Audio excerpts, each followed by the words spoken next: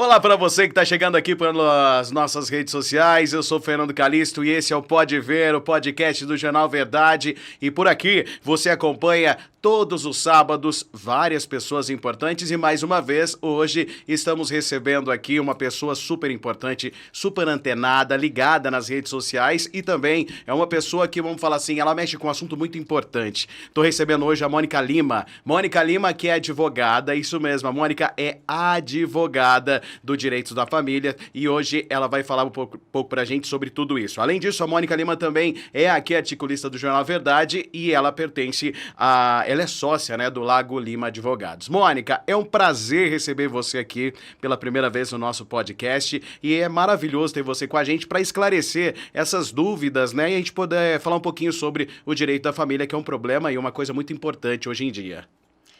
Sem dúvida, Fernando. Eu que agradeço esse convite, né? A gente escreve já tem um tempo, mas conversar aqui, tirando as dúvidas, o bate-papo é sempre muito gostoso. E, de fato, o direito das famílias, para mim, é o direito mais importante porque ele mexe com a nossa intimidade, né? As coisas lá da nossa casa. Desde que a gente nasce, cresce, namora, noiva, casa, tem filhos, depois fica doente, idoso, morre. Todo dia é um assunto de família pra gente tratar e a gente trata com muito amor e muito carinho. Maravilhoso. Olha, Mônica, a gente tem aí, né, uma gama gigante, né? Tem um leque gigante de assuntos e a gente vai começar falando sobre um assunto bem interessante, na realidade, pegando um gancho do último podcast que a gente teve aí com a Maísa, né? O penúltimo, na realidade, a gente entrevistou a Maísa Caluf, a gente falou sobre o direito dos animais e hoje a gente vai falar sobre essa questão. O animal de estimação, né? A pessoa tem ele ali, ele às vezes não, ele é como um filho para muitas pessoas. E eu queria saber com você essa questão da família multiespécie. Os animais, na separação, como funciona? O padrão, como funciona a lei brasileira? Eles seguem o padrão de filhos normais ou ele tem uma lei específica? Como funciona na separação? Tem direito à visita? Não tem? Como funciona, Mônica? É polêmico. Eu sou muito amiga da doutora Maísa, a gente sempre conversa, né, com essa questão do direito animal e eu trato do direito das famílias envolvendo os animais. Família multiespécie nada mais é do que aquela família formada por pessoas e seus bichos de estimação. No Brasil é a coisa mais comum, né? Cada vez mais temos bichos de estimação lá nos lares e é natural que na hora de uma separação se discuta com quem que fica o gato, com quem que fica o cachorro, quem cuida, quem paga a despesa. O que a lei diz? Teoricamente, os bichos são considerados objetos de direito e não sujeitos de direito. Mas o judiciário, por conta desse carinho, desse amor que as famílias têm com os bichos, tem tratado os bichos como seres que sentem, que sofrem, que precisam de cuidados. E aí, na hora de uma separação judicial, não são todos os juízes, mas na grande maioria eles aceitam que nós discutamos esses temas na vara de família. E aí sim, a gente discute alguma coisa parecida com guarda, com quem que vai ficar esse bicho, algo parecido com visita, se o outro com quem não está esse bicho pode visitar, pode levar para passear, pode buscar, e por fim, e não menos importante, quem vai arcar com as despesas desse bicho? Então, algo parecido com pensão alimentícia. Afinal de contas, o bicho separado ou não separado, casal, tem despesa ali, né, com ração, com veterinário, e aí precisa mesmo definir o que acontece. E se não tem acordo ali entre os ex-cônjuges, aí é o judiciário que vai definir.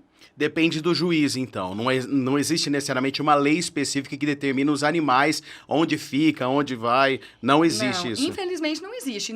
Desse ponto de vista, é semelhante ao que acontece com as crianças. Decide-se o que for melhor para o bicho. É até engraçado, tem muita gente que fala assim, mas eu que comprei o cachorro. Não interessa. Se foi, por exemplo, o marido que comprou o cachorro, mas é com a esposa que ele sempre ficou, que cuidou, que leva no veterinário, que passeia, o juiz vai falar, vai ficar com a ex-esposa. Não interessa muita questão econômica, interessa quem vai fazer melhor pro bicho. Aí, na realidade, se acontece isso, o pai ali, na realidade, o marido separado, ele tem que arcar com um tipo de pensão ali para ajudar. Mesmo comprando, ficando com ela, e ele vai ter que arcar com isso, Sim, isso. Afinal de contas, o bicho, no fim das contas, era dos dois.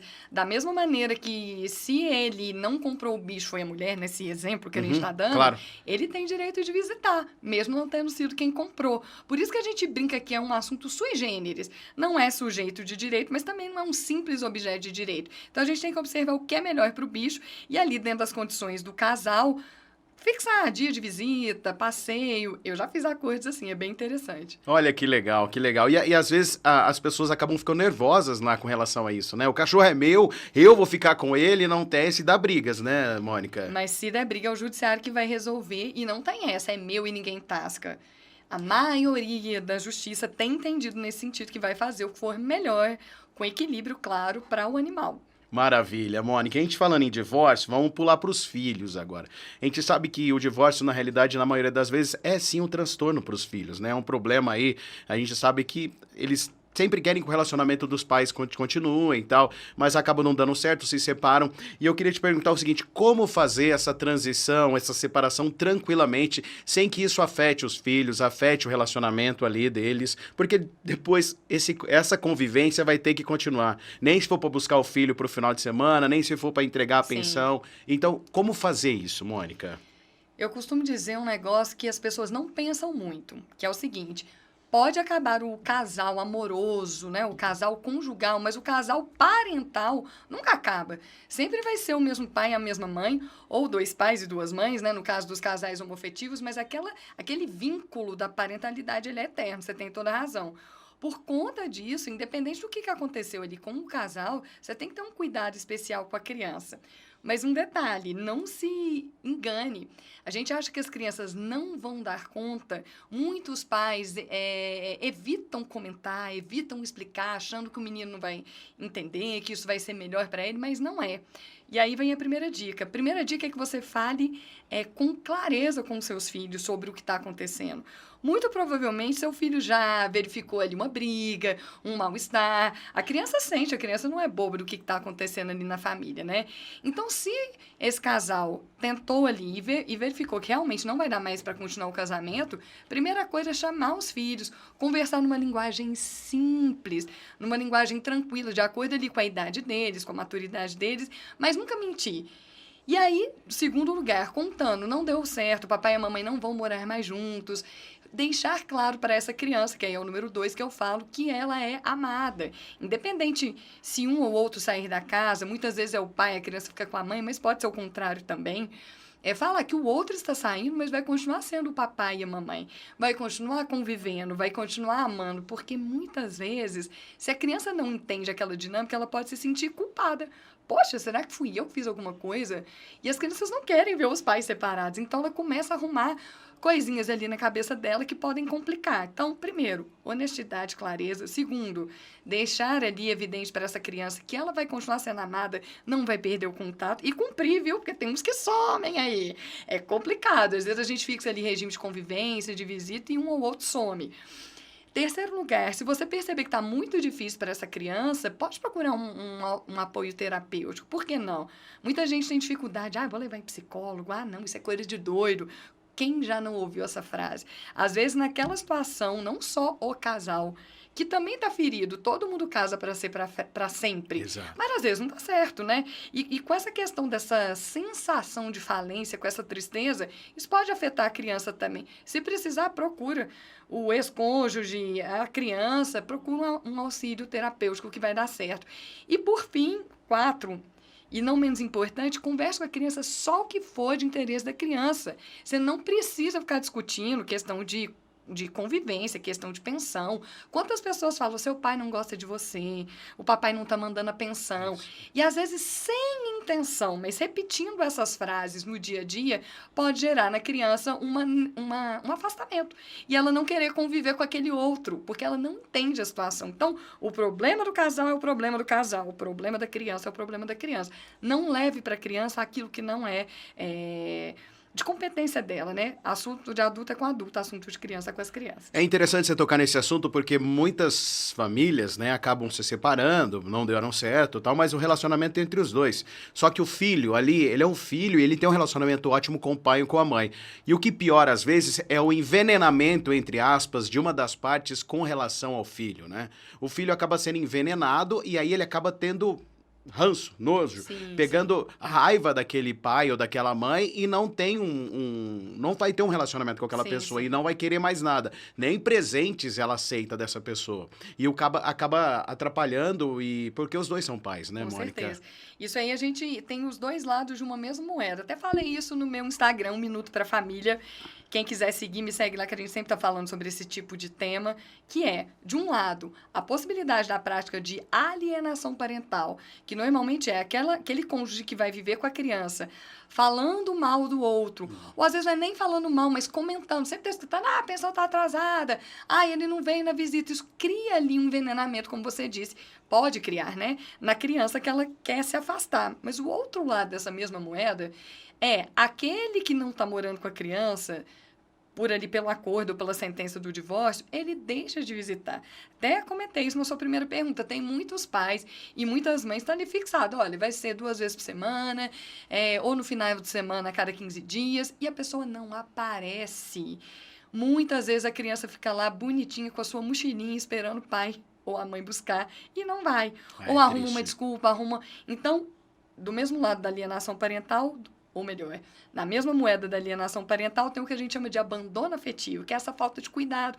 Não vai numa reunião de escola, não vai num aniversário, não liga para saber se essa criança está bem. Eu falo assim para os meus clientes, gente, sabe como é que vocês vão agir com o filho de vocês a partir de agora? Como se vocês fossem casados, somente sem o casamento. Do mesmo jeito, como se você estivesse em casa, com o mesmo cuidado, com o mesmo carinho, entendendo isso, que o pai e a mãe são para sempre. Então, acho que os dois têm que colaborar para que funcione bem. É interessante isso, porque existem pais que às vezes, e mães, que às vezes estão tão envenenados do outro lado, que eles vão visitar e são ignorados completamente. E aí você vai 1, vai 2, vai 3, vai 4. Chega um momento, a gente é humano, que a gente acaba não aguentando mais. Você chega lá, você perde até a vontade de ir novamente. Mas eu acho que você não pode perder, porque você está fazendo a sua parte, né? Isso. Você está indo lá, você está visitando. Aí a reciprocidade é dela. Se ela não faz, fazer o quê? E tem também qualquer coisa, você pode entrar com processo judicial, alegando essa dificuldade, pedindo para o juiz ampliar o regime de convivência. Muitas vezes a gente consegue até mudança de guarda. Essa pessoa que não facilita a convivência, ela pode perder a guarda do filho. Mas para isso, eu ouço isso de muitas pessoas. Olha, não vou mais porque cansei de levar não, porta na cara, choro. Eu falei, mas você buscou? Eu tentei, doutor, mas então vamos entrar com a ação. Eu não quero. A justiça está aí. É dolorido? Claro que é. Ninguém está falando que é fácil. Mas existem mecanismos legais para te facilitar. Normalmente, se você entra com uma ação desse tipo, a coisa acalma. Você acaba nem tirando a guarda, porque não é essa a intenção. Mas você precisa ali, às vezes, levar para o judiciário. O juiz manda o casal fazer terapia. Ah, é? O juiz marca, exatamente. Uma das coisas que o juiz pode determinar é: vamos fazer terapia todo mundo? Que coisa. Eles assim, mas tem que fazer. Que interessante, Mônica. É bem interessante isso. É bom, porque às vezes as pessoas que estão ouvindo a gente, às vezes não sabem, né, do que pode acontecer. Então, são vários os meios que podem se fazer quando você tem a separação. Não é, acabou, separou, vou visitar, não vou visitar, não me deixe separar, o que eu faço? Não, você pode buscar seu meio legal por aí. Isso, pode buscar as revisões, tanto do valor da pensão alimentícia, quanto do regime de convivência, e você pode alegar essa situação. Essa previsão de determinação de realização de terapia está na nossa lei de alienação parental. É legal, não é coisa da minha cabeça, não sou eu que estou inventando, não. É que as pessoas não conhecem, por isso que eu fico muito feliz de estar aqui esclarecendo essas dúvidas, para quem precisar procurar o auxílio jurídico também. É necessário, Mônica. Eu vou te falar o seguinte, a gente está falando sobre essa questão de inconsistência, de brigas e de discussões. A gente sabe que religiões diferentes são os problemas, né? A gente sabe que o casal aí às vezes tem religiões diferentes, durante aí acabam se separando.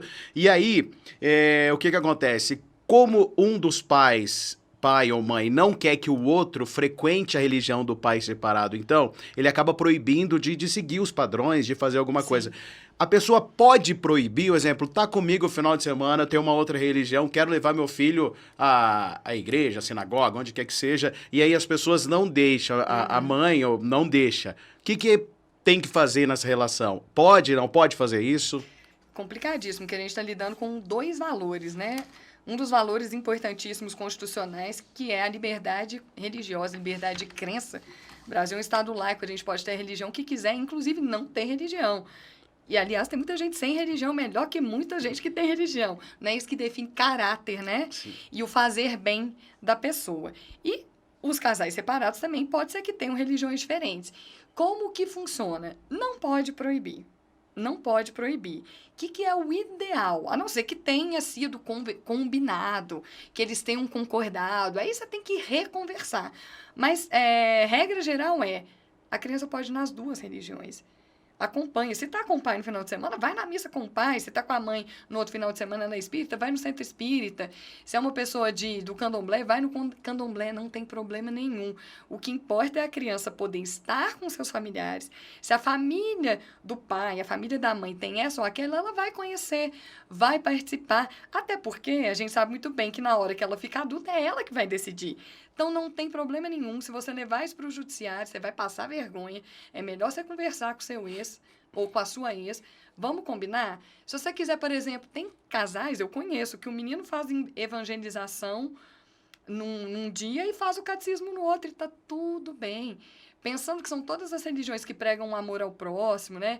O respeito, o fazer o bem, independente do Deus que se professa, eu particularmente acho que não tem problema nenhum, e o juiz também não vai falar nada. Você me lembrou de um caso, não é nem de religião, mas de religião a gente escuta muito, porque tem Natal, tem a Páscoa, cada religião tem uma festa, né? Mas eu lembrei de um caso que um casal quis discutir a melhor escola para o filho. Eu tive que entrar com uma ação que, veja bem, um queria que estudasse na Toulouse e outro no Pestalozzi. Quem mora em Franca sabe que são escolas muito boas, escolas particulares, excelentes. Fomos para o judiciário, porque os pais não conseguiam entender. Não chegavam a um acordo. E nesse caso, não tinha jeito de ir nas duas, porque o menino ia estudar em não duas dava... escolas, concorda? Coitado, né? O juiz falou assim, gente, é sério que vocês estão aqui discutindo comigo o que é o melhor para o filho de vocês? Vocês vão fazer mesmo eu ter que decidir? Graças a Deus chegamos a um acordo, porque senão o juiz ia ter que decidir. Você tem que pôr em mente o seguinte, tudo pelo bem da criança. É isso que, se eu levar ao judiciário, o juiz vai considerar. E eu brinco no escritório, às vezes eles ficam bravos comigo, os meus clientes, falando, não quero nem saber, meu cliente aqui é a criança. Se você estiver falando um negócio que está muito fora da curva, calma, que eu vou te segurar e vou te dar o caminho até pra gente ir bem no judiciário também. Mas proibir não pode. Pura e simplesmente, porque a minha não é essa, não pode. É interessante, você tocou nessa questão das escolas. Eu vi um vídeo recentemente nas redes sociais. Na realidade, a gente sabe que nas redes sociais a gente nunca sabe se é verdade ou se é mentira ou se é lorota ou alguma coisa, mas eu creio que isso possa até acontecer. Existia um casal e eles tinham uma filha junto, né? Um filho, na realidade. E esse filho estudava numa escola particular. E o pai chegou para a mãe e falou, eu vou ter que tirar meu filho da escola particular porque eu não posso levar na escola particular porque o filho da minha mulher, eu não tenho dinheiro para pagar, o exemplo, ele casou novamente. Aí ele achava errado ele não poder colocar o filho dele com a outra mulher no mesmo filho que estudava. Mas pelo que eu entendi, quem pagava a escola era a mãe. E ele queria mudar o filho de lugar só porque ele não tinha dinheiro para bancar o atual filho e achava que era errado. Sim. Eu falei assim, mas é um tipo de coisa para mim que não tem cabimento isso, porque não é nem por ele que paga, porque nem é com a pensão dele essa questão. E existe isso, né? Infelizmente. Mas isso é um acúmulo de mágoas, de mal-estares, de coisas mal resolvidas. Eu vi esse caso, né? E pior que não é meme, não. Foi verdade. O pai se casou de novo, teve outro filho. Exato. E ele, nesse novo casamento, não tinha condição de pagar a mesma escola que a filha do primeiro casamento tinha. Ele mandou uma mensagem, estou tirando. Exatamente. Porque a minha mulher não acha justo o nosso filho não estudar na mesma escola. Oi? Enfim, independentemente de quem pagasse, isso não tem o menor cabimento. Você tem, lembrando, o que é o principal, que eu acabei de falar, é o melhor para a criança. Se o filho do primeiro casamento já estava nessa escola, está acostumado com aquela rotina, e além de tudo, esse que ainda está pagando, tá nem pedindo dinheiro para ele, sossega, gente. Tem coisa que dá, tem coisa que não dá. É melhor, porque se poderia ficar pior, ela obrigar ele a pagar a escola e vai ficar feio, né? Vai ficar ruim. Fica quieto, senão ela ainda pede revisão de pensão. Exatamente. Mônica, e olha, por falar em pai, a gente sabe que tem pais que... Eu vou te falar que tem pais que são um problema sério na realidade, né? E que pagam a pensão normalmente, porém, Mônica, a dar um presente pra criança, presente de Natal, presente de aniversário, presente Dia das Crianças, quer descontar esse presente que deu do valor da pensão. Isso pode, Mônica? Já sei a resposta, mas eu tenho que te perguntar isso aí, Mônica. Vamos lá, respirando fundo. Mas essa pergunta sempre acontece. A gente fala brincando mas com todo respeito, que é importante. Muitas vezes o pai ou a mãe investe em alguma coisa ali para a criança e pensa que isso pode ser abatido da pensão alimentícia. E, inclusive, presentes, Natal, aniversário, o ano passado, teve um que deu um ovo de Páscoa. Posso abater o ovo do... Tá chegando, depois do carnaval vem a Páscoa. Já tá aí. Não pode. Por Não. quê? Vou explicar o porquê juridicamente, tá? Não é porque eu gosto, não gosto, porque tem doutor, você é muito bravo. Não sou não, gente. Eu tô falando como é que funciona. Com certeza. Mas vamos lá. A pensão alimentícia é uma verba necessária para arcar com as despesas da criança. O que são essas despesas? Ainda que se chame pensão alimentícia, porque tem gente que acha que é só supermercado. Não. Não é só alimentação. É alimentação, saúde, educação, roupa, transporte. Tudo aquilo que é lazer, até uma ida ao cinema, está dentro da despesa que tem que ser arcada pela pensão alimentícia. E você há de convir comigo que a grande maioria dessas despesas são rotineiras do dia a dia. Todo dia uma criança come, não é? Exato. Todo dia ela vai na escola, certeza. todo dia ela precisa tomar banho, tem energia elétrica, internet, não é mesmo? Então, esse valor é para essas despesas. O que você investir numa coisa extra, você não pode abater. Até porque, como o próprio nome diz, é um presente. Se você não puder, olha, doutor, mas eu estou em dificuldade financeira, não consigo comprar um presente, meu filho, não compra. Ou faz uma outra coisa, faz uma dobradura, faz uma brincadeira e inventa uma oportunidade de você estar com seu filho. Você não precisa comprar necessariamente. Não é obrigado dar presente. Não é obrigado. Você é obrigado a dar a pensão. Exatamente. Você é obrigado a pagar a pensão. Presente e aniversário, Natal, não é uma obrigação. Não, a mãe não pode entrar com um processo ali, meu ex não dá presente pro meu filho de jeito nenhum, mas está em dia com a pensão. Ela pode, assim, vamos imaginar que esse cidadão possa, Sim. A pensão alimentícia é assim, ó, só para relembrar. Sim. Primeiro, eu vejo as necessidades dessa criança e padrão de vida. Segundo, as possibilidades do pai e da mãe, porque pai e mãe têm que arcar com as despesas. E terceiro, uma proporção. Quem paga mais, vai pagar mais. Lógico, se um cara ganha 10 mil e a mãe ganha 2, evidentemente que no bolo ele vai arcar com mais. Pois bem, falei as coisas que são obrigatórias, mas o cara ganha 10 mil, hipoteticamente. Não pode dar um presentinho? Pode. Pelo sim. amor de Deus, isso também faz parte. É uma munhequice. Porque às vezes tem cara que chega lá no escritório e fala, doutora, já tô pagando. Acha que quer uma medalha. Falou, olha, obrigada, você tá fazendo certo. Mas uma coisa ou outra que você possa, uma viagem de férias, um passeio, alguma coisa, é obrigatório? Não é. Mas se puder, pode fazer. Mas não pode descontar da pensão alimentícia. Senão vai faltar do material escolar, do plano de saúde e da comida. Aí não dá, né? Não dá, Mônica. Outra história que eu vi na internet, eu quero comentar com vocês. É o seguinte, o casal estava junto, porém o pai...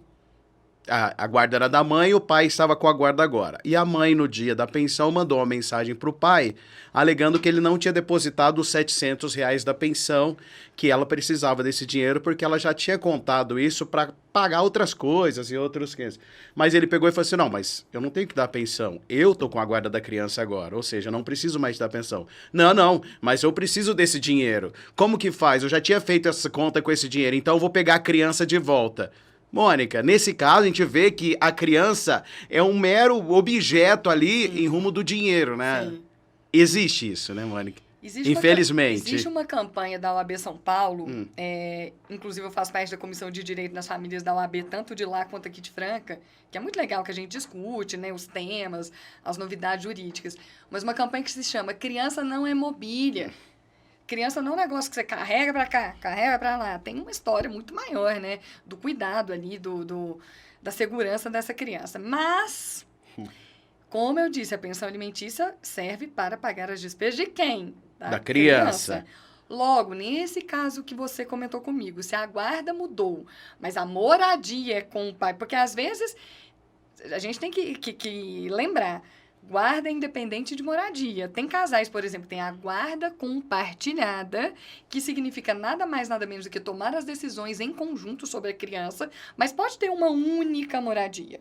No caso que você está me falando, não é só guarda. A criança realmente mudou. Sim, morava com o pai, estava tudo certo. Agora está morando com o pai. Não tem sentido de o pai ficar pagando a pensão daquelas despesas que eram do dia a dia na outra residência. Agora... Se o valor que o pai pagava de pensão era para pagar, por exemplo, escola, plano de saúde, aquelas despesas que independe da casa que ela mora, aí a mãe tem razão. Então, você vai ter que observar na realidade, não é assim, tem que pagar ou não tem que pagar. é o que está pagando. Se esse valor que o pai paga é mais do que vestuário, porque agora está na casa dele, então vestuário, limpeza, higiene, energia elétrica, internet, alimentação, tem razão. Abate esse pedaço aí que é para pagar essas coisas. Mas e a escola? A escola independe, só porque mudou de casa não vai pagar? Ou ele vai pagar direto para a escola? Então tem que ser conversado. Eu tenho que tirar dessa pensão aquilo que não é do dia a dia, porque essas coisas que são gerais, realmente, vai que a mãe fez um contrato da escola no nome dela, contando com o pagamento dessa pensão do pai que, vamos, naquele caso hipotético que eu falei, ele que ganha 10, ela ganha 2. Sem o dinheiro desse pai, não tem a escola da criança. Não vou pagar mais, tá morando comigo. Uai, e a escola do menino? Exato. E o plano de saúde? Então, depende do caso concreto. Não tem receita pronta em direito das famílias. Não é jabá da gente não, nem corporativismo. Mas consulte seu advogado. Às vezes você vai estar dando alguma bola fora e esse cara aí, a depender, ainda pode sofrer um cumprimento de sentença, que é aquela cobrança de pensão sob pena de prisão. Para que correr o risco? É verdade. E essa inversão é possível de acontecer? Você disse, mesmo que ele pegue... a criança comece a morar com o pai... O pai ganha aí a tutela, ganha... a guarda. E aí, o pai pode pedir pensão para a mãe nesse caso? Pode. Como eu disse, ambos têm obrigação de arcar com as despesas dos filhos. A única coisa que nós vamos observar é uma proporcionalidade entre quem ganha mais e quem ganha menos. Essa mãe, nesse caso aí que você está me contando, é um caso real?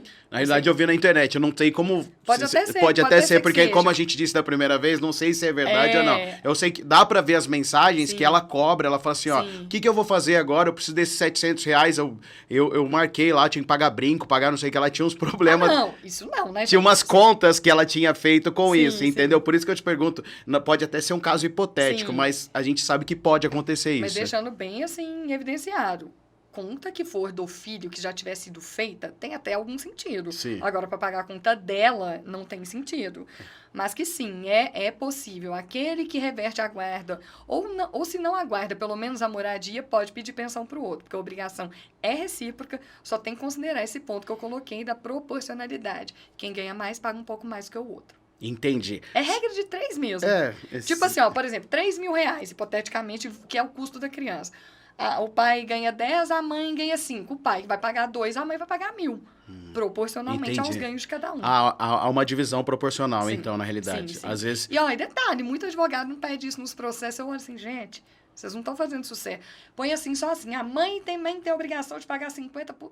Sim, se ela ganhasse igual a outra pessoa. Então, você tem que caprichar melhor aí nessa tese, porque senão não cola o juiz.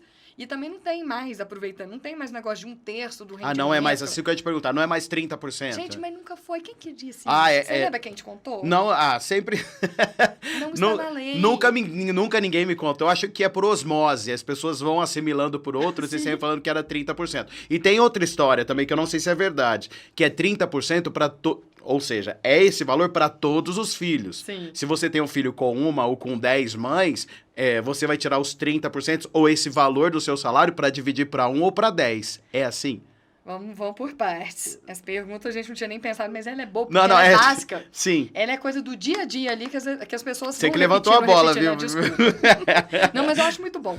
Porque você tem toda a razão. Quando a gente não conhece profundamente uma questão técnica, a gente ouve dizer e a gente vai repetir, normal.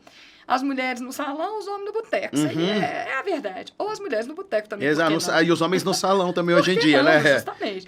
Inclusive, sou super a favor, gente, hein? Sejam vaidosos, tá? Sim, com certeza. Pelo amor de Deus, não vai... Ó, o Pedro, super vaidoso. É isso aí, Pedro, continue. Não, mas a gente brinca nisso, porque tem aquela coisa que o homem é o bronco e a mulher é a cuidadosa, por que não todos sermos cuidadosos? Sim, hoje acabam se cuidando bem também, isso mesmo. Enfim, o que acontece? Como eu falei, pensão alimentícia, necessidade, possibilidade, proporcionalidade. Não está na lei 30%. O que aconteceu é que o juiz, na falta de uma informação concreta, começou-se a fixar 30% dos rendimentos, ou, se eu não tenho nem indício de quanto que aquela pessoa ganha, pelo menos 1/3 do salário mínimo. Porque o menino tem que comer. Ah, mas eu tô desempregado. Dane-se, vai se virar. O juiz fixa 1/3 do salário. Se tudo der errado, é 1/3 do salário mínimo. Seria 1/3 do salário Do mínimo. salário mínimo, se não tem uma renda Ou seja, comprovada. é o mínimo necessário. O mínimo do mínimo é 1/3 do salário mínimo. Então, por conta desses julgados, foi se formando, então, ali uma jurisprudência. O que é jurisprudência? São decisões reiteradas, num determinado sentido, dos tribunais. Então, o pessoal do boteco e do salão não está errado. De fato, existe uma jurisprudência nesse sentido, mas não está na lei. Não é necessariamente. Chega a mulher lá para me atender e fala, ai, doutor, ele ganha 20 mil reais. Então, eu já fiz a conta aqui, vai pagar...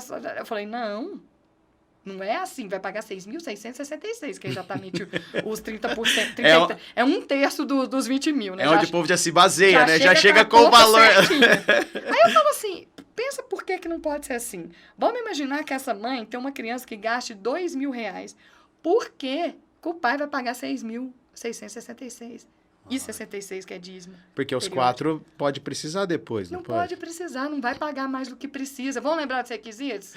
Necessidade, possibilidade, proporcionalidade. Se não precisa, não tem porquê.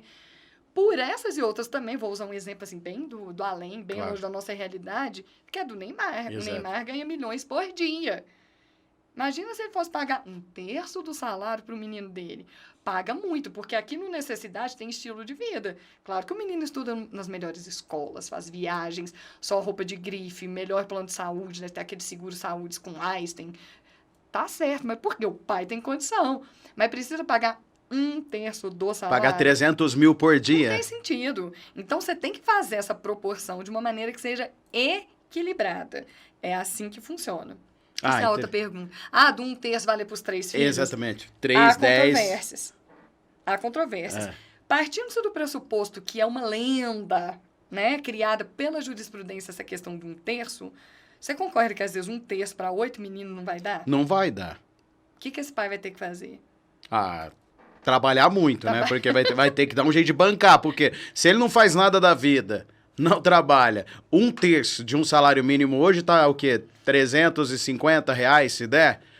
O que vai fazer? Mais um pouquinho, 400 e pouco, porque agora o salário mínimo... Atenção! Subiu. 1.412. Se você paga pensão com base no salário mínimo, corrija. Porque senão o advogado da sua ex pode pedir ali a cobrança sob pena de prisão. O povo não corrige, viu? Não corrige? Paga só lá em maio, que eles...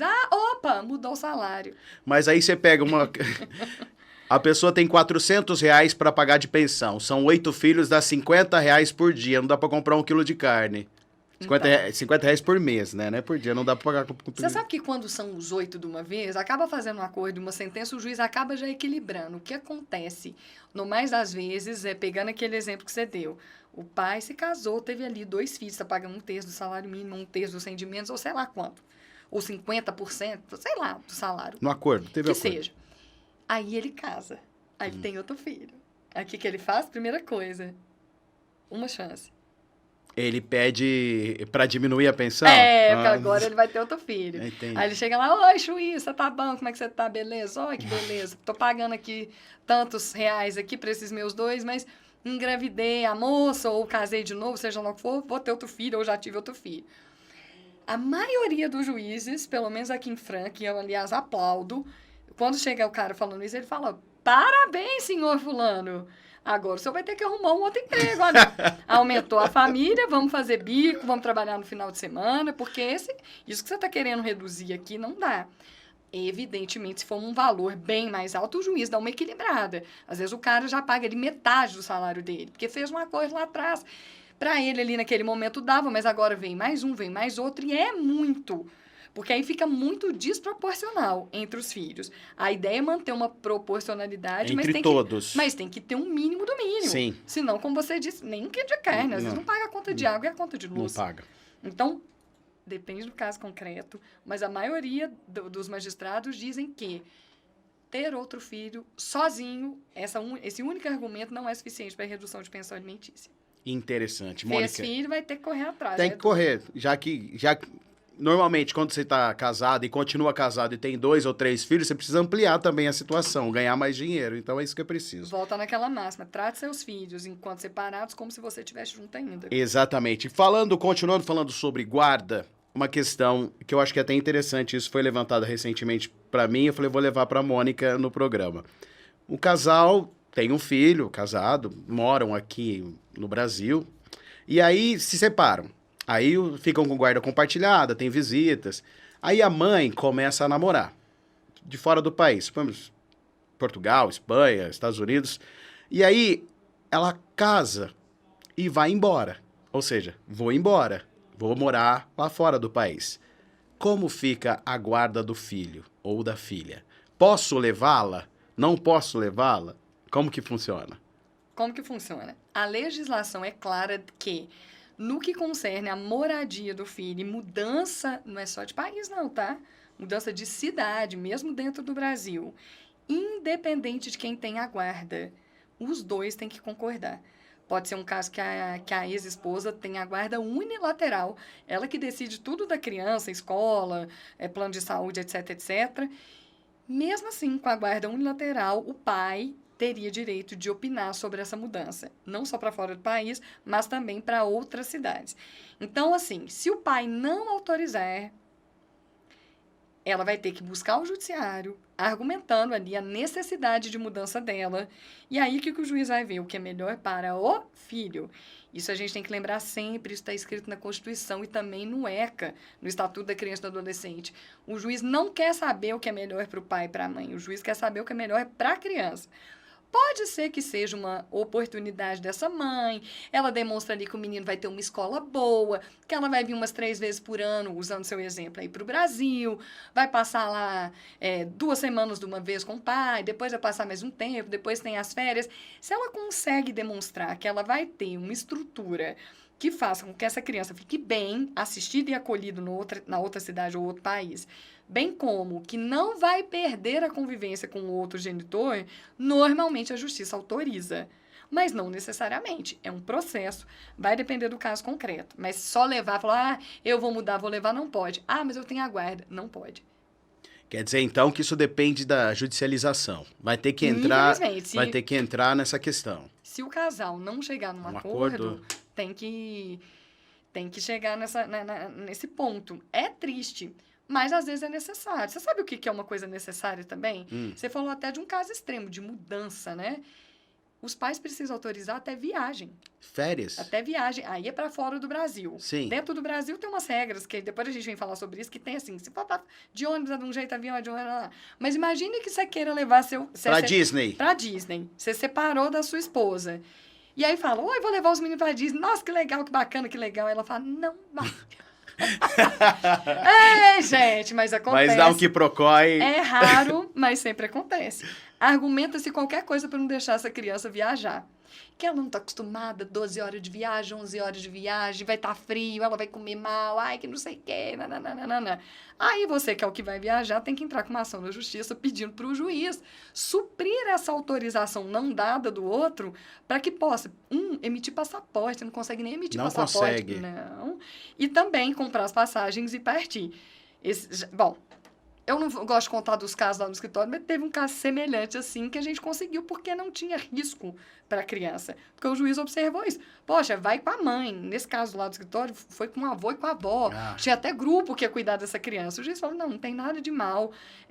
Depois volta, você se recupera aí, você fica mais dias com essa criança e liberou. Viagem internacional também, portanto, tem que ter autorização dos dois. Olha só que coisa. É ouvindo e aprendendo, né? Porque a gente sabe que essa questão do direito de família não é fácil. Quando tá casado, tudo é tranquilo, mas depois da separação tem direitos aí que precisam ser ouvidos e levados aí até judiciais na questão. Vamos falar com relação sobre um problema que a gente sabe que é difícil, que é a violência doméstica, né? A gente sabe que muitos casais acabam tendo esse problema, muitas mulheres sofrem por isso e depois dessa violência acaba tendo a separação, nada melhor que isso, porque a mulher, na realidade, na grande maioria das vezes, não pode viver dessa maneira. Tem que separar mesmo, não pode viver assim. E aí, tem filhos. A guarda fica com a mãe, com certeza, porque quem pratica o abuso não pode seguir com a guarda, então, pode? É o seguinte, até outro dia, o que se falava é que aquele que tem melhor condições de exercer a guarda Primeiro, guarda compartilhada é a regra geral. Se tiver tudo ok, é guarda compartilhada, mesmo que more com um ou com outro, pai e mãe vão decidir a respeito das coisinhas ali da criança. Saúde, educação, etc, etc. Entretanto, a lenda falava, se tiver algum desacordo, o juiz vai definir quem que tem melhores condições. Só que agora, no final de 2023, saiu uma lei que diz expressamente que quando houver a violência doméstica, vai ser impossível a concessão da guarda compartilhada. Então, já é uma lei específica. Teve a violência doméstica, não tem guarda compartilhada. Não vão se analisar as outras coisas, porque, de fato, se entende que por essa situação não tem como ter a guarda compartilhada. O que é o problema dessa lei, que é muito louvável? A princípio, a gente fala, é óbvio, a gente concorda e tudo mais. É que ela não exige a comprovação final. Pode ser só uma denúncia, pode ser ainda uma testemunha. Ela é subjetiva. Então, vai depender do juiz do caso que estiver analisando ali a questão de família, interpretar, olha, aqui eu acho que teve a violência doméstica, então não dou a guarda, ou mantém a guarda com a mãe enquanto não teve o julgamento do processo criminal. Ele que vai interpretar, que é um risco, porque não é um critério, tudo que não tem critério objetivo dá uma margem a interpretações diversas, mas é louvável. Tendo a comprovação, ou tendo sérios indícios da prática da violência doméstica, é proibida a guarda compartilhada, por legislação expressamente agora. A proibição da guarda compartilhada, a filha ou filho fica com a mãe, certo? Isso. E o pai pode só visitar o final de semana ou ele não vê a criança? Pode. Essa proibição da guarda não proíbe o pai de conviver com a criança. A não ser, que aí vai ser avaliado no caso concreto, se a presença dele com a criança também for perigosa. Entendi. Tá? Tem muitas mulheres que falam, poxa, um cara que foi violento comigo vai ser violento com a criança, e muitas vezes é. Se não violento objetivamente falando, se não bateu, alguma coisa assim, grita, xinga na frente. Mas isso é o juiz que vai analisar o caso concreto. Não tem como eu te falar se todos os casos necessariamente. Até porque o direito de convivência com o outro genitor é do filho. Está lá no ECA, que toda criança tem direito de conviver com ambos os seus genitores, inclusive com as suas famílias extensas.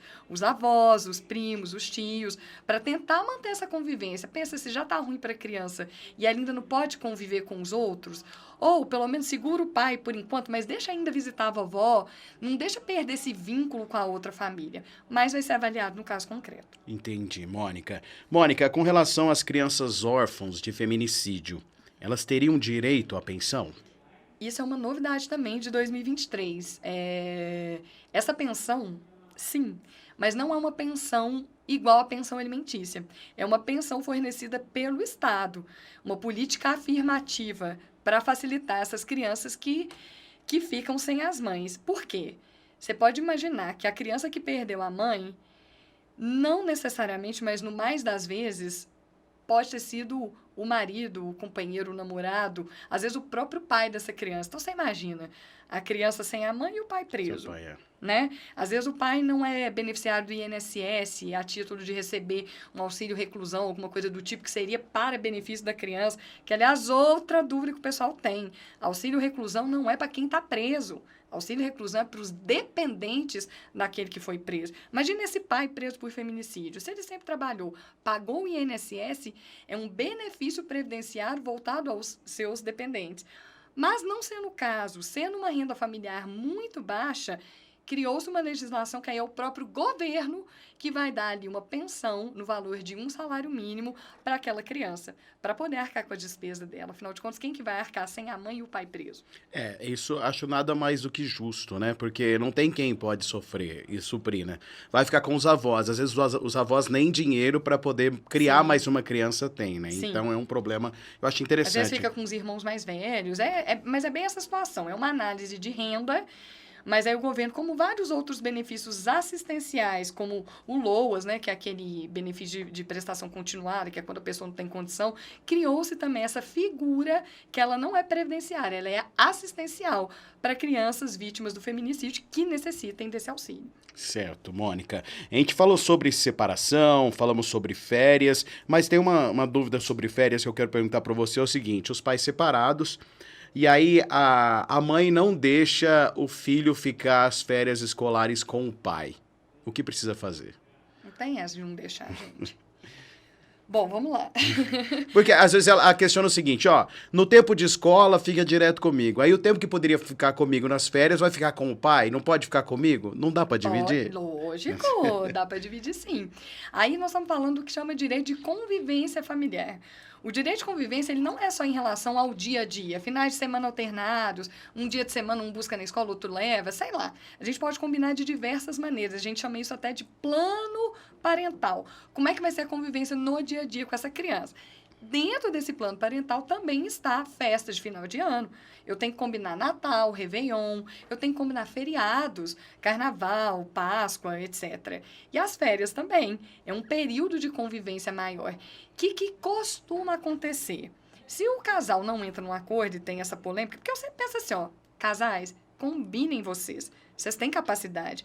É muito pior você deixar um juiz ter que decidir aquilo que você pode decidir. Porque pode não ficar bom pra nenhum dos dois, né? Exato. O acordo, você abre mão de uma coisa, o outro abre mão de outra. A intenção é que um cedendo de um lado, outro cedendo do outro, você acha um caminho melhor para aquela família e para aquela criança. Concorda comigo? Exato. Mas se der, por exemplo, essa mãe aí hipotética que você, ou não sei se é um caso concreto, mas enfim, hipoteticamente essa mãe falou, não, vai passar as férias, porque vamos, não sei o quê, vai perder.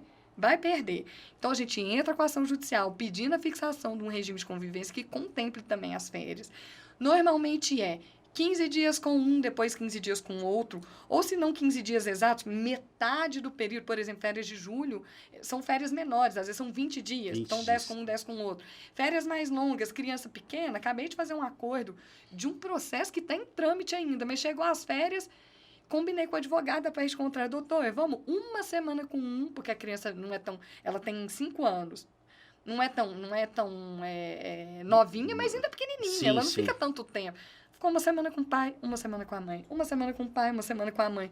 Deu super certo, a criança se sentiu feliz, acolhida, divertiu-se, não ficou com saudade do outro. Então, cabe também a nós, advogados, a gente também orientar os clientes para que eles tenham um pouquinho de bom senso, porque no final das contas, o que a gente quer é que todo mundo conviva com a criança e não tenha briga por bobagem, né? Exatamente, como você sempre disse e trouxe para aqui, a importância nesse caso aí é o bem da criança, né? Ela que tem que estar bem, ela que tem que estar feliz, os pais já não querem mais o relacionamento, mas o bem-estar da criança é o mais importante nesse caso. E ela quer ficar bem com o papai e a mamãe e divertir. Tem as brincadeiras legais da casa do pai que não tem na casa da mãe. Você precisa de uns dias a mais ali para brincar com seus primos, para ir no clube, para ir pro rancho, sei lá, pode combinar viagens também. Sim. Vai pra praia, enfim. Vamos tentar fazer uma coisa legal, né? Tá acabando as férias aí, mas já tem carnaval, que é feriado, e o povo vai, sempre tem polêmica. Falamos disso esses dias na coluna. Olha só, aí é a questão do feriado, do ter o carnaval, né? Aí a questão,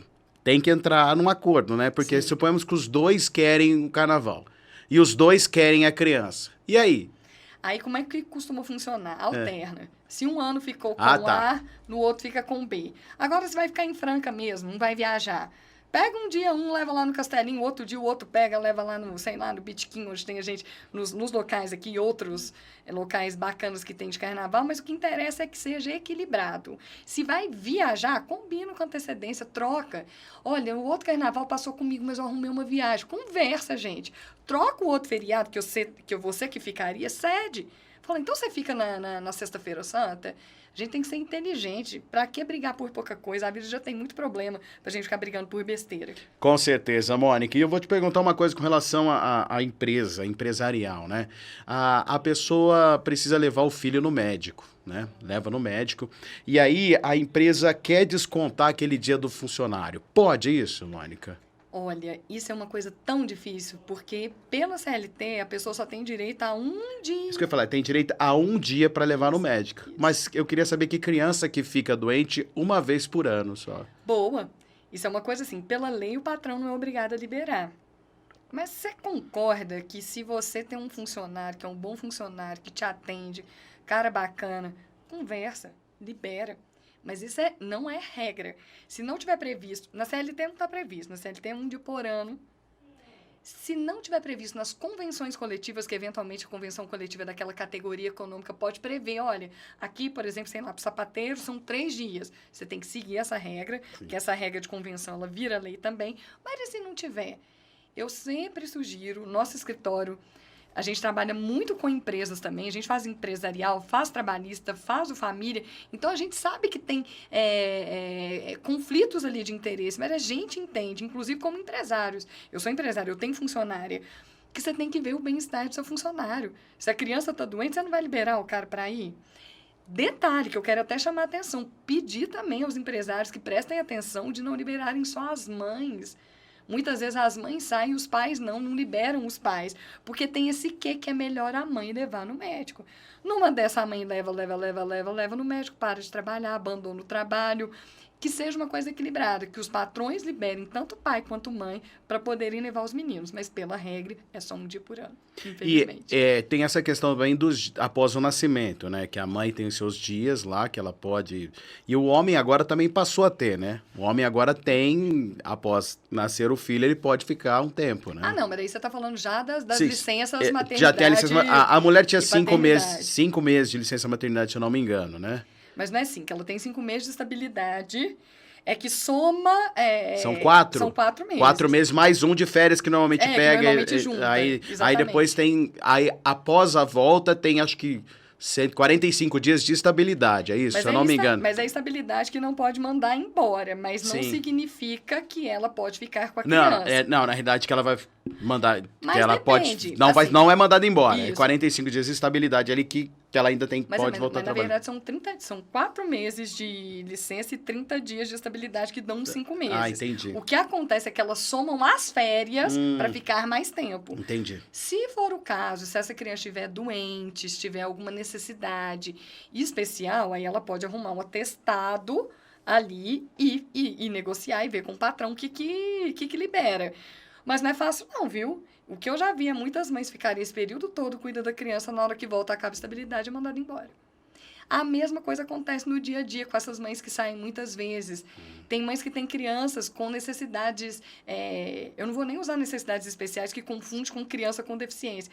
Não é mais pessoa com necessidade especial, viu, gente? É pessoa com deficiência. PCD. Pra gente mudar a expressão também, que a gente aprendeu de um jeito. Antigamente era PNE, né? Se eu não me engano, aí mudou para PCD. Isso. Eram pessoas com necessidades especiais, aí passou pessoa com deficiência. Exatamente, pessoa com deficiência.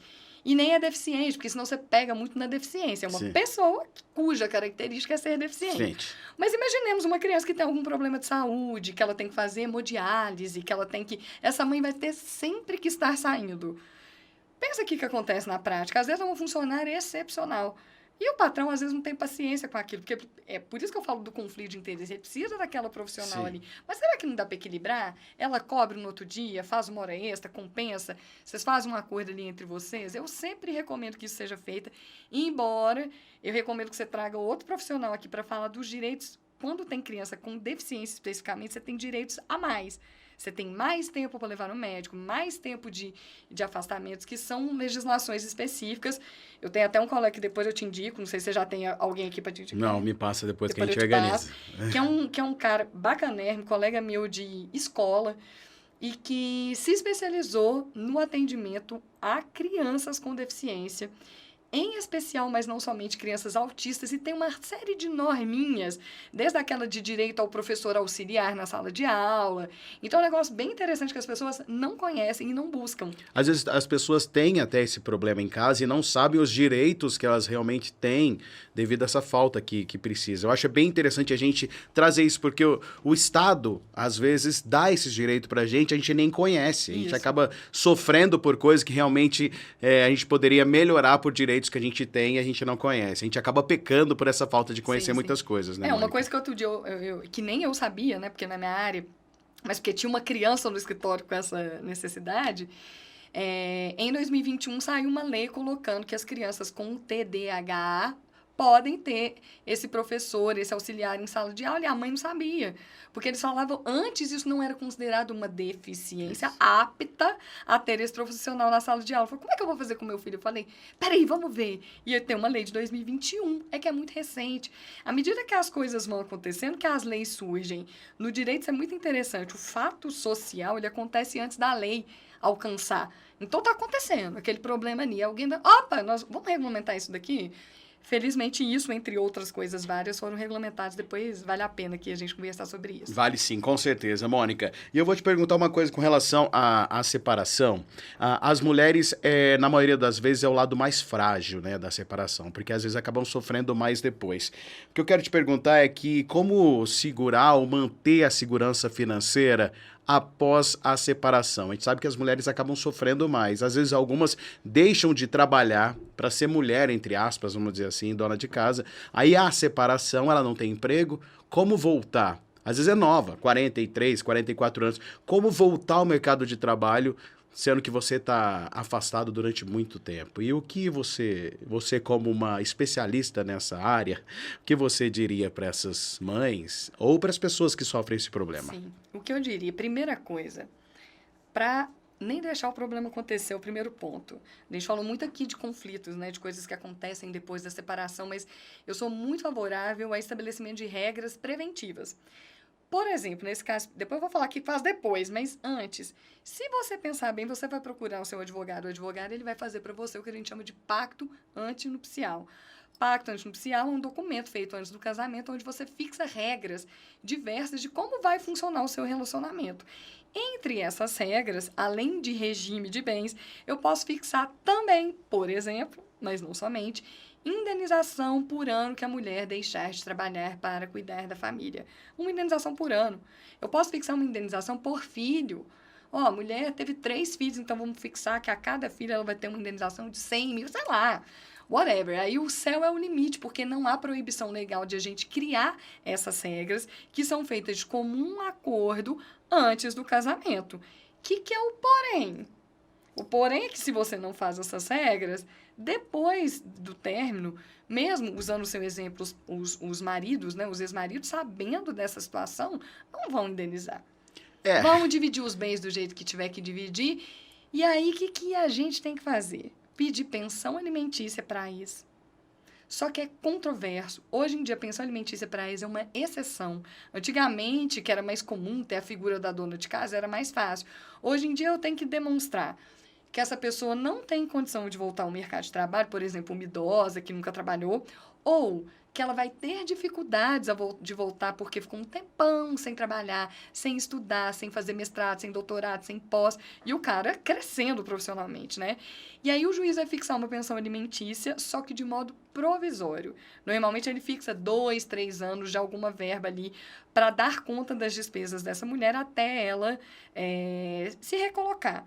Mas você pode fazer acordos. Eu já fiz acordo que o ex pagou uma faculdade para ex. Para considerar essa desigualdade, porque somos todos iguais, isso é muito mimimi, não é, gente. Tem casos que realmente acontece, a mulher fica parada, né? E aí ela não tem condição de se sustentar. Aí o cara pagou a faculdade, teve um outro que pagou uma especialização, que aí a moça tinha feito odonto na menina. Só que ela nunca exerceu. Aí falou, paga uma pós para ela. Eu sou super a favor. Sabe o famoso dar o peixe, ensinar a pescar e não dar o peixe? Eu sou a favor. Claro. Só que enquanto a pessoa está aprendendo, você tem que dar o peixe, Sim, gente. a pessoa precisa se alimentar, ela né? Tem Senão... que comer. Isso em todos os setores, não só na questão da pensão alimentícia familiar, como na sociedade.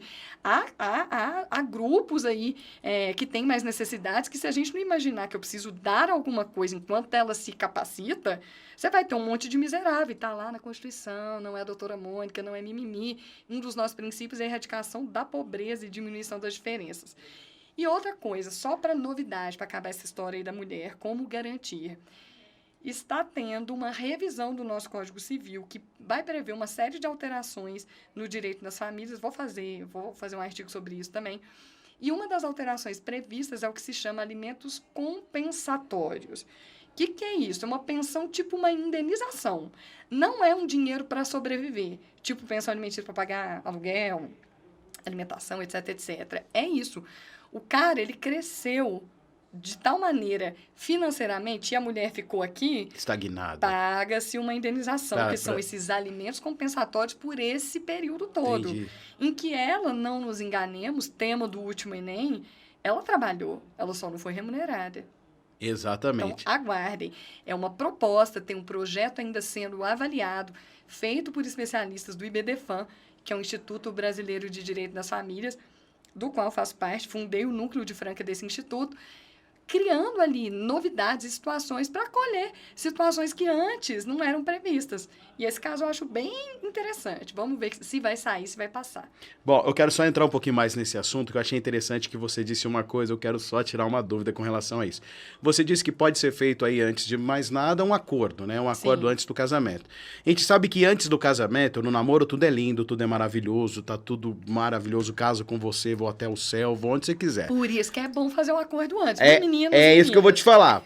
Aí a gente vai fazer um acordo na expectativa de que, cada filho que a gente tiver é só uma... uma hipótese de que vai ter 30 mil reais de indenização para cada filho que a gente tiver, tá? Casou, tiveram 4 filhos, são 120 mil reais de indenização. Chega na hora da separação, o marido não cresceu tanto assim, os dois estão estabilizados, mais ou menos, ela não trabalhou. E aí? E esses 120 mil reais? Vai dividir tudo, casa, carro, tudo, mas esses 120 mil reais que ele teria que pagar como indenização, ele não tem. Como fica, Mônica? É controverso. Teoricamente, ele tem que cumprir. Por que não juntou? Tô brincando.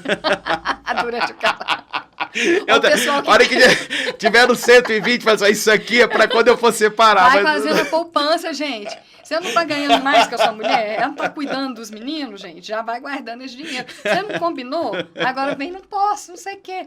É claro, Fernando, que isso vai ser avaliado pelo juiz. Porque é uma verba de natureza compensatória que a gente já previu. Sim. Que é o que o Código Civil tá tentando fixar. Mas o Código Civil ele é mais inteligente, que é depois da separação, o juiz vai falar, olha, vou determinar com base no que você ganha, ele dá uma equilibrada. É complicado. Você pode rediscutir na justiça, mas não tem uma unanimidade nas decisões. A maioria vai mandar você cumprir. Isso. Parcela. Porque é um contrato. Não vai dividir os bens? Pega um pouquinho do bem que você recebeu, vende e passa para ela. A casa custa 240 mil, 120 dela, os 120 mil eu passo, eu fico sem nada. Você vai conseguir, você está trabalhando, você vai ganhar dinheiro. Gente, não estou defendendo ninguém, não. É só uma dúvida. Mas é bom a gente rir para falar de coisa séria, exatamente, né? Mas é uma questão que pode acontecer mesmo, não, por exemplo, vamos imaginar, você está falando você está imaginando que esse cara não conquistou esse dinheiro todo, Isso. Mas vamos imaginar um negócio pior? Lá vem a advogada, né, anunciadora da coisa ruim. Eu tenho que pensar sempre no pior cenário. Quando alguém me procura, eu penso assim, se der tudo certo é isso. Mas vamos imaginar se der tudo errado? Porque a gente vai diminuindo, inclusive, as expectativas. A pessoa já sabe, todo mundo tem que ter ciência do risco que ela corre nessa ou naquela medida. Sim. Mas vamos imaginar uma coisa terrível. Esse cara sofreu um acidente, ficou inválido, está incapaz, está recebendo, aposentou por invalidez, recebendo um salário mínimo. Aí, é óbvio, o juiz vai interpretar de acordo com o caso concreto. Tá lá, ficou na cadeira de roda, não consegue falar. Embora, né, justamente depois do Estatuto da Inclusão, né, do Estatuto da Pessoa com Deficiência, a gente defenda que deveria haver maneira de todos trabalharem de acordo ali com as suas condições. Mas vamos imaginar que não tem condição. Sim. Como é que esse cara vai pagar 120 mil reais, gente? Já não tinha nem dinheiro ali pro dia a dia dele. Então, é claro que vai ser analisado o caso concreto, mas não tem uma regra específica falando, toda vez vai ser nananana. Se você não tiver... Aí é a minha sugestão. Se você tiver combinado e não tiver condição, você vai procurar um advogado e vai ver o que o juiz fala. E é possível fazer essa alteração desse contrato antes de separar? Pode. Muito boa pergunta. Isso se chama o pacto pós-nupcial. Se não nos artigos aqui, eu já falei lá no Minuto para a Família. Isso é recente. São os contratos que a gente chama, tem até um nome bonito, se chama contratos paraconjugais. Olha só. Você pode recombinar quaisquer coisas. Desde de valores financeiros, como cuidado com os filhos, quem lava a louça. Ei, menino, você pode combinar isso, você pode combinar férias conjugais, você pode combinar se esse casamento é aberto ou é fechado, você pode combinar uma indenização por traição, o que você quiser. E existe, hoje em dia, pela lei, não existe pagar por ser traído, né? Então, ou você pode pedir uma indenização por traição? É o seguinte, se eu coloco no papel, me traiu, eu comprovo, você tem que me pagar, não tem discussão, porque eu combinei, é um contrato, é um combinado. Mas na vida real, que a grande maioria façam, gente. Já tentei convencer as cerimonialistas, tenho várias amigas. Em vez de ver só salão, vestido, cadê advogado para fazer o pacto para as noivinhas, né? Enfim, não tendo combinado, como é que funciona? Aí a regra geral, tem uma regra lá no Código Civil que diz que Se você causar dano ou prejuízo a alguém, você pode ser condenado a pagar uma indenização. Está lá na área de reparação de danos, de responsabilidade Tá na lei. civil. Está na lei. Não está no direito de família. Quaisquer coisas. Desde você bateu no meu carro, você tem que me indenizar, certo? Certo. Até, sei lá. Tem gente que não indeniza, Eu não. atropelei uma pessoa, essa pessoa morreu, eu tenho que pagar uma pensão vitalícia para a família. Tem diversas possibilidades. Mas, quanto à traição, tem a controvérsia, porque é o seguinte, teoricamente está previsto na regra do casamento que você, entre vários deveres, tem o da fidelidade recíproca, está escrito. Não fui eu que falei. Mas o projeto do Código Civil vai tirar esse dever, viu? Vai falar que cada casal que decide. O que eu acho mais interessante, porque tem muita gente que é só um que está fiel e o outro não, né? Nós sabemos, mas, né? Enfim. Mas isso é outro detalhe. E achar ruim que o outro não é fiel. Pois é. O que acontece? Não, mas brincadeiras à Não, parte... sem correlação, isso eu entendo o que você quis dizer. Brincadeiras à parte, não basta a simples traição para ser paga a indenização. No meu modo de entender, se você descumpriu esse dever que é da lei, já daria direito à indenização. Mas, o que a jurisprudência diz? Ninguém é obrigado a amar. Então, uma traição pode ser porque o cara ou a moça deixou de gostar. Mas separa antes. É a minha opinião, por isso que eu sou a favor da indenização só pela simples traição. Eu tô te contando o que a juizada Entendi, entende. claro. Entendeu? Tá vendo como é que nem né? na prática a realidade é outra? É difícil, na prática a teoria é outra. O simples fato de trair não gera indenização. Infelizmente, porque eu acho que deveria gerar. Mas o que gera? Ficaram sabendo, divulgou-se, alguém viu, alguém filmou. O alcance dessa traição. Se isso gerou chacota, se isso gerou uma coisa que...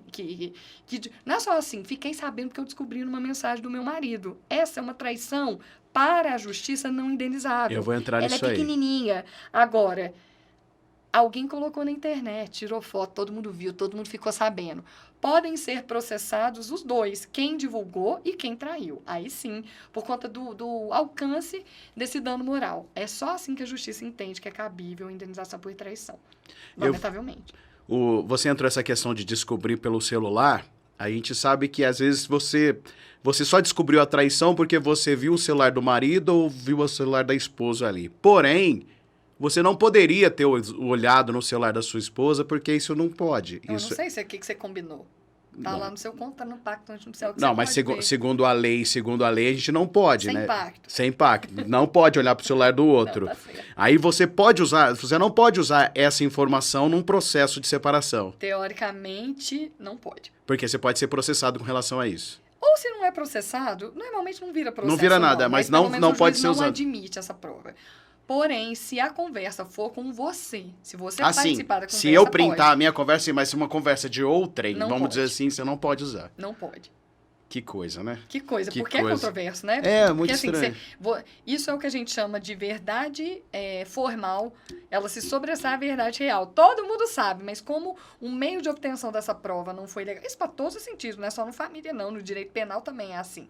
Print de WhatsApp, gravações clandestinas, isso tudo é derrubado pela justiça porque a prova não foi produzida de uma maneira que a nossa legislação autoriza. Mas quando a conversa é com você, você pode usar o print à vontade, Pode, porque print, é áudio, gravação, tudo pode. quando é com você não tem problema. Pode. Mônica. Vai que seu atual confessa, eu te traí, mas eu te amo. Pronto, esse áudio você poderia usar. Não. Mas mas é controverso. É controverso. Tem casos que caem na boca do povo essas traições. Sim. Essa daí vai gerar o dano moral. É o que fala. Aí entra As na questão de pequenininhas- danos morais, Sim, né? sim. E os danos morais hoje estão piores, porque você não pode processar qualquer pessoa por dano moral, porque você pode sofrer uma revelia e pagar. Antigamente você podia processar qualquer um por dano moral. Se você perdesse. Não é bem isso. Não, na realidade, bom. É assim. É assim. Como todo processo, você tem que entrar com a ação só se você tiver um fundamento, Sim. né? O que acontece é que a maioria das pessoas hoje não tem conseguido justiça gratuita. Ah, entendi. Porque antes o povo não pagava para entrar com o processo, entrava, pedia qualquer coisa, seja o que Deus quiser, oremos, amém. Hoje está mais apertado, os juízes estão vigiando mais essa questão, porque tem muita gente que precisa de justiça gratuita e tem muita gente que é malandro, não precisa e pede.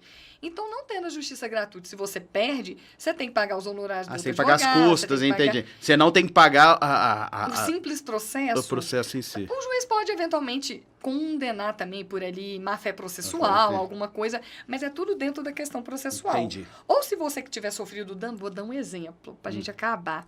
Tá acabando? Não sei se tá acabando. Mas imaginando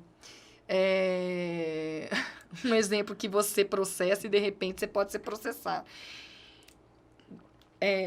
Caso de traição. Certo. Quem divulga é a outra. A outra divulga pro mundo, põe na rede social, põe no jornal. Coloca lá um artigo no Jornal Verdade. Uma fotinho dela com um cara. Ela que tá... A ex que tá divulgando. A ex não. A outra que tá divulgando. Então, de repente, eu que fui atraída, posso processar essa pessoa que tá divulgando. É complexo. Vou te contar um caso real. Um cara era representante comercial. Certo. Ele tinha 2 famílias. Ele tinha uma família numa cidade, uma família numa outra cidade, não estaria as cidades, não importa. É um antigo marinheiro, né? Um amor em cada porto. Sim. Um abraço aos meus amigos representantes comerciais, que eu tô dando um exemplo, tá? Não, poderia ser qualquer outra profissão. Podia ser que cantor, esse- alguma coisa cantor. assim. Ele viajava muito, então ele conhecia mais pessoas e ele estabeleceu famílias. 2 famílias paralelas, uma não sabia da outra. Aí, as 2, só que ele gostava de jornal, conhecia muita gente, ele saiu em 2 colunas sociais, uma no jornal da cidade A e uma no jornal da cidade B. Ele foi processado por danos morais pelas 2. Pelas E aí 2? Ué, lógico, gente. A segunda não sabia que ele era casado, ela também passou vergonha. Como é que faz um negócio Mas será que a desse? primeira procurou a segunda pra provar? Não, porque quando você viu, aí deve ter acontecido. Foi descobrir, aí falou assim, ó, esse fulano tá comigo e contigo. A primeira ficou sabendo da segunda e foi atrás. Ah, imaginei, né? Porque Exatamente. não havia chance de uma falar, né? Sim. Mas ele saiu com as 2 em cidades separadas. Sim. Ou saiu só com uma em uma e a outra viu? Não, cada uma na sua Ele cidade. saiu... Naquela cidade Herói, hein? onde ele Prêmio tinha aquela pra ele. família, ele só tinha essa família. Sim. E acontece, infelizmente, é raro, mas sempre acontece. É muito comum, é muito comum. E, lamentavelmente, a justiça não reconhece a segunda família, porque a gente tem um princípio monogâmico.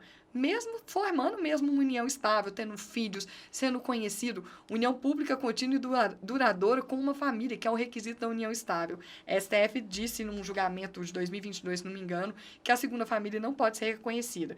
O que significa a mulher, os filhos não, porque os filhos independem. O que significa que não, se tiver separação, não tem partilha de bens, não tem herança se morrer.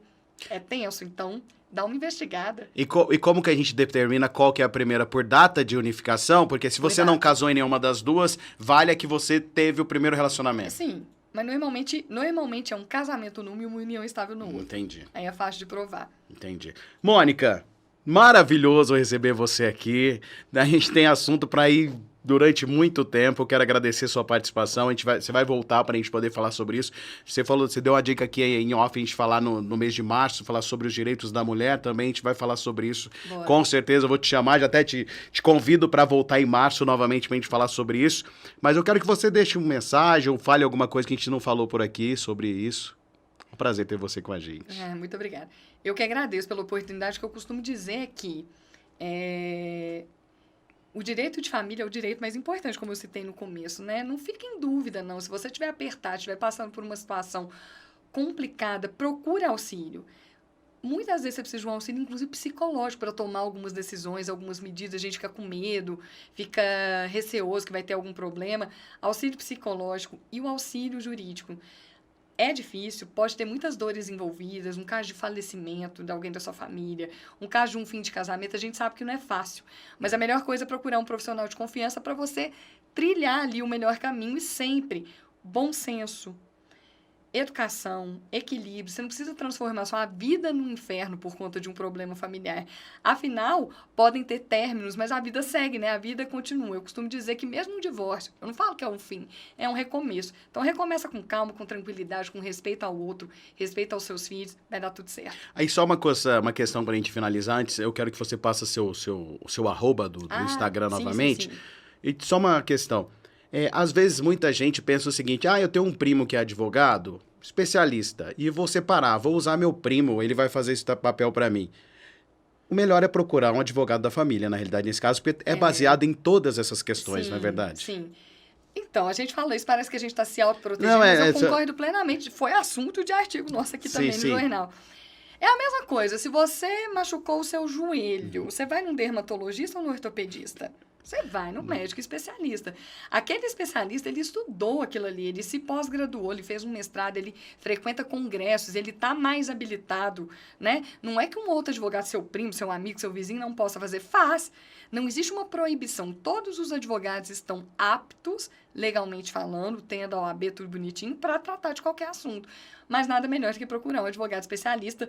E se você tiver dúvidas, se você quiser saber mais coisas, me segue também, né? Tem um Instagram, 1 Minuto para a Família, que está passando por algumas mudanças, depois eu conto. Mas conta com alguém que vai poder te esclarecer suas dúvidas para você não cair em furada. Maravilha, Mônica. Obrigado pela sua participação mais uma vez. E já deixou aqui o registro para março você voltar e a gente falar sobre isso, viu? Conte comigo, eu que agradeço pela confiança. E estamos aí, pode contar comigo sempre. Maravilha. E para você que acompanhou a gente, muito obrigado de coração mais uma vez. A gente volta no próximo sábado com uma pessoa super importante aqui também, tá bom, gente? Um grande abraço para todos vocês e, é claro, como sempre, a gente se vê.